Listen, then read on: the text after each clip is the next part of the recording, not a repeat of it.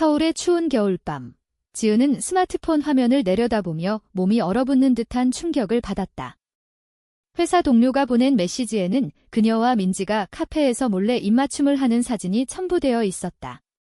그 사진이 가족 그룹 채팅으로 퍼지기 시작하자 지은의 세계는 순식간에 무너지기 시작했다. 지은은 25살, 서울의 한 IT 회사에서 프로그래머로 일하는 젊은 여성이었다.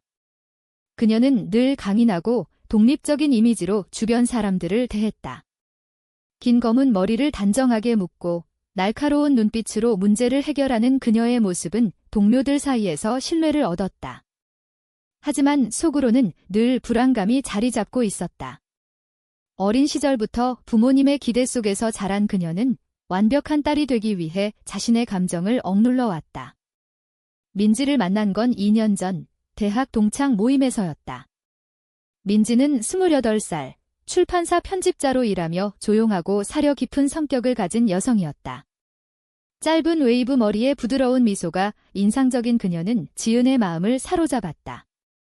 처음엔 단순한 우정으로 시작했지만 점점 깊어지는 감정은 둘을 사랑으로 이끌었다. 그들의 관계는 비밀이었다. 한국 사회에서 동성애는 여전히 금기시되는 주제였다. 지은의 부모님은 보수적인 가정에서 자란 분들로 결혼과 자녀를 강조했다. 너는 좋은 남자 만나서 안정된 가정을 꾸려야 해 라는 어머니의 말은 지은의 가슴을 찔렀다. 민지도 마찬가지였다.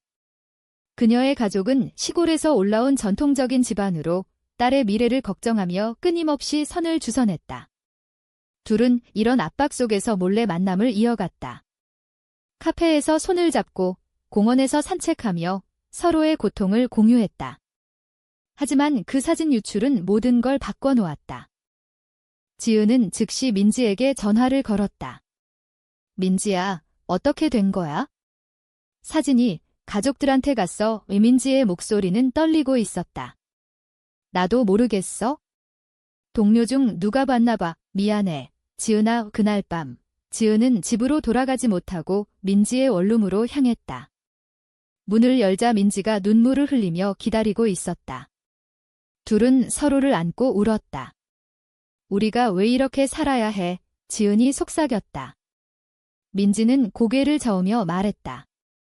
사회가 변하지 않는 한 우리처럼 사는 사람들은 항상 숨을 죽여야 해. 다음 날 아침, 지은의 어머니로부터 전화가 왔다. 지은아, 이 사진 뭐야?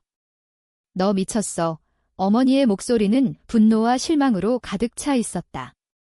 지은은 변명을 할 수 없었다. 엄마, 그건 오해예요. 하지만 어머니는 믿지 않았다. 당장 집으로 와. 아버지한테 말씀드릴 거야. 지은은 전화를 끊고 민지를 바라보았다. 이제 어떻게 해? 민지는 한숨을 쉬며 말했다. 솔직히 말할까? 아니면 헤어질까? 그 말에 지은의 가슴이 찢어지는 듯 했다.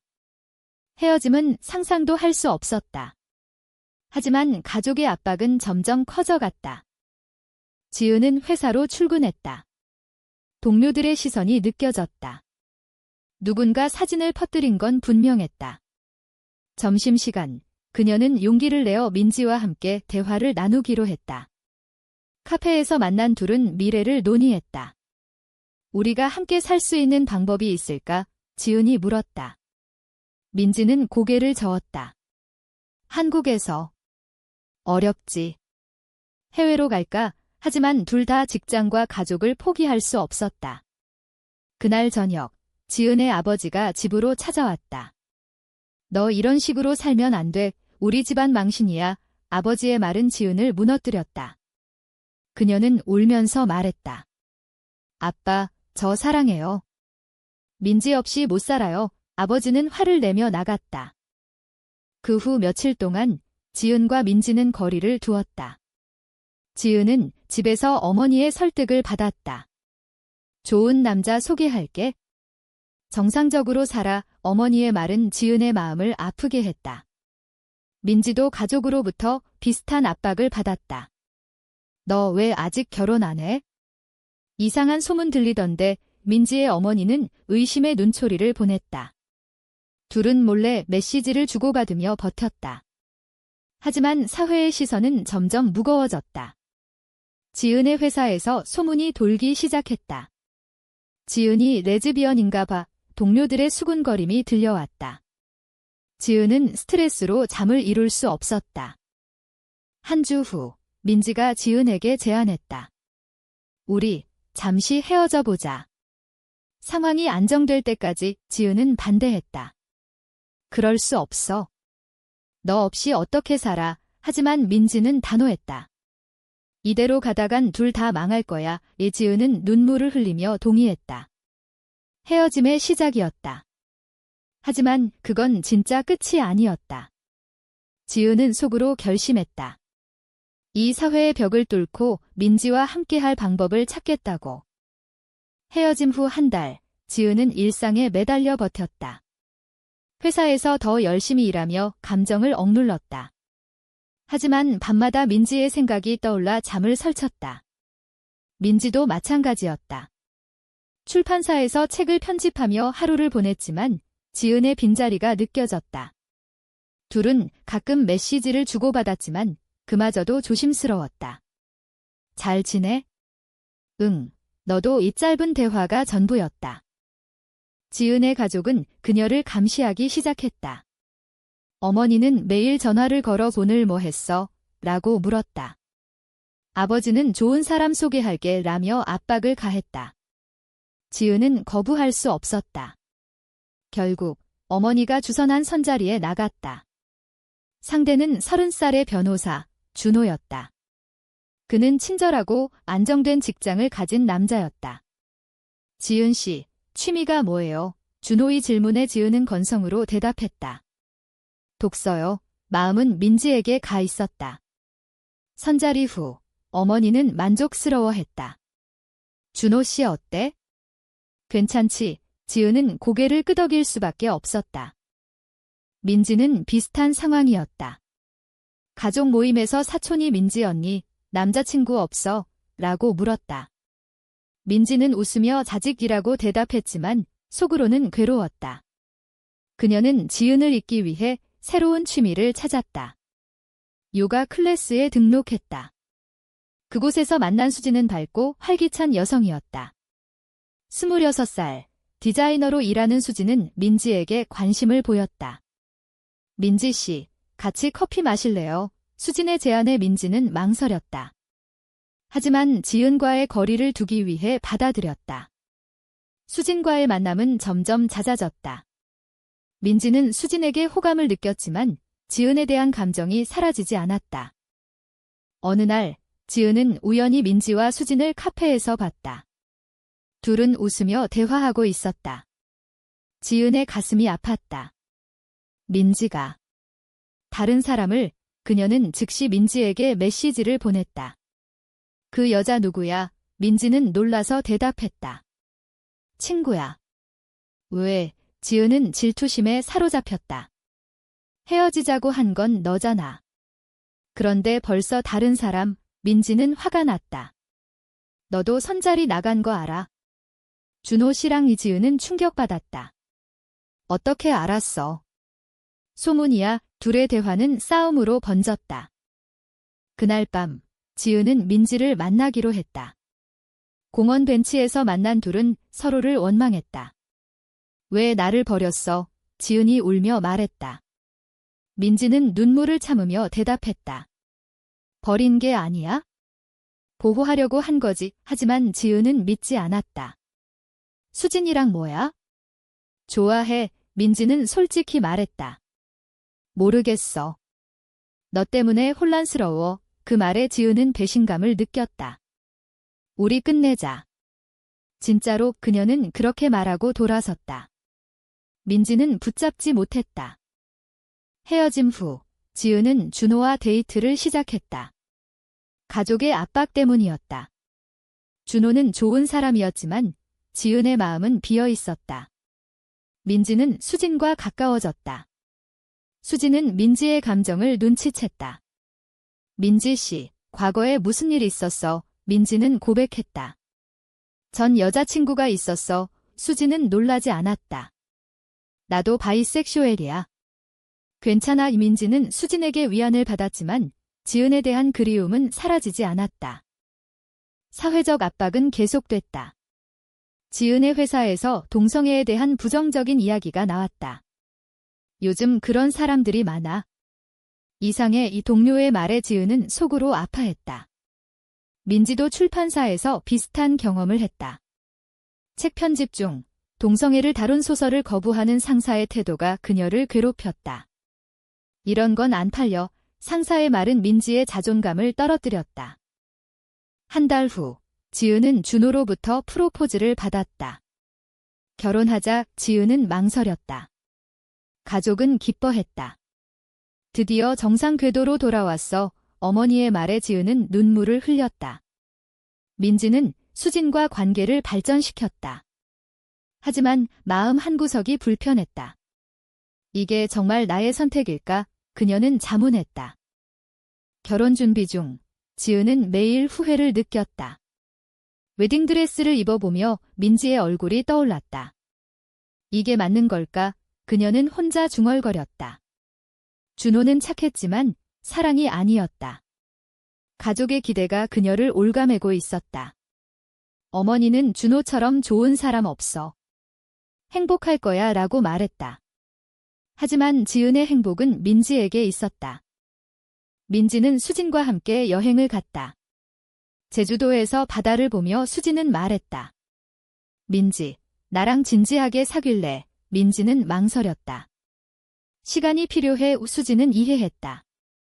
하지만 민지의 마음은 지은에게 가 있었다. 여행 중 민지는 지은의 소식을 들었다. 지은이 결혼한다던데. 친구의 말에 민지는 충격받았다. 정말 그녀는 즉시 지은에게 연락했다. 결혼 소문 들었어. 축하해. 하지만 그 메시지는 비아냥이었다. 지은은 민지의 메시지를 보고 울었다. 축하. 너 때문에 이렇게 된 거잖아. 그녀는 답장했다. 너도 수진이랑 잘 지내. 둘의 대화는 다시 싸움으로 번졌다. 왜 나한테 연락해? 그냥. 궁금해서. 민지는 솔직히 말했다. 나 아직 너 사랑해. 그 말에 지은의 마음이 흔들렸다. 나도야. 하지만 이제 늦었어. 그날 밤 지은은 준호에게 솔직히 털어놓기로 결심했다. 준호 씨, 미안해. 나 동성애자야. 준호는 놀랐지만 이해했다. 왜 지금 말해? 결혼 직전에 지은은 울며 말했다. 가족 때문에. 억지로 했어. 준호는 화를 내지 않았다. 그럼 헤어지자. 행복하지 않을 결혼은 의미 없어. 지은은 감사했지만 가족에게 어떻게 말할지 고민됐다. 민지는 수진에게 고백했다. 미안해. 아직 과거를 못 잊었어. 수진은 실망했지만 이해해. 친구로 지내자라고 말했다. 민지는 자유로워졌지만 지은의 결혼 소식이 마음을 아프게 했다. 그녀는 지은을 만나기로 했다. 서울의 한 카페에서 만난 둘은 서로를 바라보며 눈물을 흘렸다. 왜 이렇게 됐을까? 지은이 말했다. 민지는 손을 잡으며 우리 다시 시작할까? 라고 제안했다. 하지만 지은은 고개를 저었다. 가족이, 사회가. 대화 중 지은의 어머니가 카페로 왔다. 지은아, 여기서 뭐해? 어머니는 민지를 보고 얼굴을 찌푸렸다. 너 또 이 여자랑? 지은은 용기를 내어 말했다. 엄마, 저 민지 사랑해요. 결혼 안 할게요. 어머니는 충격받아 소리쳤다. 미쳤어. 집안 망신이야. 카페 안이 소란스러워졌다. 사람들의 시선이 쏟아졌다. 민지는 어머니를 설득하려 했지만 너 같은 애가 우리 딸을 망쳤어. 라는 말만 들었다. 그 사건 후 지은은 집에서 쫓겨났다. 내 마음대로 살아. 하지만 우리 가족은 아니야. 아버지의 말은 차가웠다. 지은은 민지의 집으로 갔다. 둘은 함께 울며 위로했다. 하지만 사회의 벽은 여전했다. 지은의 회사에서 해고 위협이 왔다. 이미지 문제야. 상사의 말에 지은은 분노했다. 민지도 출판사에서 압박을 받았다. 개인 생활이 업무에 영향을 주면 안 돼. 둘은 함께 이겨내려 노력했다. 상담소를 찾았지만 한국의 LGBT 지원은 부족했다. 많은 사람들이 숨겨 살아요. 상담사의 말은 절망적이었다. 지은과 민지는 해외 이민을 고려했다. 캐나다로 갈까? 하지만 비용과 직장이 문제였다. 고통 속에서 둘의 관계는 더 깊어졌다. 하지만 배신이 기다리고 있었다. 지은의 옛 친구가 사진을 더 퍼뜨렸다. 복수야. 내가 나를 무시했으니까. 친구의 말에 지은은 배신감을 느꼈다. 사진 유출 스캔들이 커지자 지은과 민지는 언론에 타깃이 됐다. 온라인 커뮤니티에서 서울 IT 회사 여직원 동성연애라는 제목의 글이 퍼졌다. 댓글은 악플로 가득했다. 역겹다. 정상 아냐? 지은은 스트레스로 우울증에 걸렸다. 민지는 그녀를 돌봤다. 괜찮아질 거야. 하지만 민지도 지쳤다. 가족의 반대는 극에 달했다. 지은의 어머니는 병원에 입원했다. 딸 때문에 스트레스야. 지은은 죄책감을 느꼈다. 내 선택이 엄마를 아프게 했어. 민지의 가족도 마찬가지였다. 아버지가 너 같은 딸 없어 라고 선언했다. 민지는 상처받았지만 지은을 포기할 수 없었다. 둘은 함께 투쟁하기로 했다. LGBT 모임에 참석했다. 그곳에서 비슷한 경험을 가진 사람들을 만났다. 우리처럼 사는 사람들이 많아. 한 멤버의 말은 위로가 됐다. 지은은 용기를 내어 블로그에 자신의 이야기를 썼다. 나는 레즈비언입니다. 사랑은 죄가 아닙니다. 글이 퍼지자 지지와 비난이 쏟아졌다. 민지도 함께 목소리를 냈다. 사회가 변해야 해요. 하지만 현실은 혹독했다. 지은은 회사를 그만뒀다. 새로운 직장을 찾기 어려웠다. 경력이 좋지만 소문 때문에 면접관의 말은 차별이었다. 민지도 출판사에서 경고를 받았다. 주의해. 상사의 말에 민지는 분노했다. 둘은 작은 아파트로 이사해 함께 살았다. 생활은 힘들었지만 사랑이 버팀목이었다. 어느 날 지은의 어머니가 찾아왔다. 지은아, 미안해. 어머니는 울며 말했다. 내 행복이 중요해. 지은은 감동받았다. 엄마, 고마워요. 화해의 시작이었다. 민지의 가족도 서서히 변했다. 사촌이 언니, 응원해라고 메시지를 보냈다. 하지만 모든 게 순탄치 않았다. 사회의 정견은 여전했다. TV 토크쇼에서 동성애는 비정상지라는 발언이 나왔다. 지은과 민지는 분노했다. 고조되는 긴장 속 민지는 배신을 당했다. 수진이 과거 대화를 공개했다. 민지가 나를 이용했어. 수진의 글은 온라인에서 퍼졌다. 민지는 충격받았다. 왜 그래? 수진은 질투야. 너 지은이랑 행복하니까. 배신의 아픔이 컸다. 지은은 민지를 위로했다. 우리 함께 이겨. 하지만 민지는 흔들렸다. 내 선택이 잘못된 걸까? 클라이맥스로 향하며 둘은 큰 결정을 내렸다. 공개 커밍아웃을 하기로. 기자회견을 열었다. 우리는 사랑합니다. 인정해주세요. 카메라 플래시가 터졌다. 반응은 엇갈렸다. 지지자들이 모였지만 반대 시위도 일어났다.